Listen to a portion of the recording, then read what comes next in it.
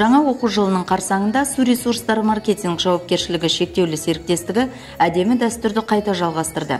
Кәсіпорында еңбек ететін 56 қызметкердің ұл-қыздары биыл мектеп табалдырығын алғаш рет аттағалы отыр. Бас директор Анарбек Орман әрбірінің отбасындағы осы қуанышты бөлісіп, тілектестігін білдірді. Мынау балдарға біздің тілейтініміз ақ жол тілейміз. Осы балдар жақсы оқысын, тәртібі дұрыс болсын. Келешекте мына балдарға айтатыным, міне сіздердің әке-шешелеріңіз, мына мамаларыңыз, папаларыңыз осы кәсіпорында істеп жатыр.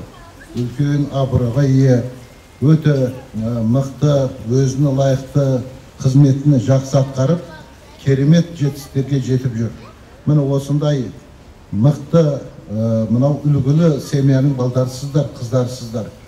Алла бұйыртып, осы балдарымыздың жолы ашық болып, келешекте мықты азамат болсын.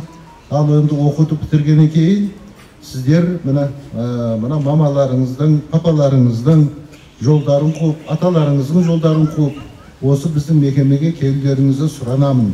Жақсы оқыңыздар, мықты, бақытты өмір сүріңіздер. Ұл-қыздар салтанатты жиынға ерекше көңіл күймен ата-аналарымен бірге келді. Барлығына мекеме басшылығы қаржылай сыйлық тарту етті.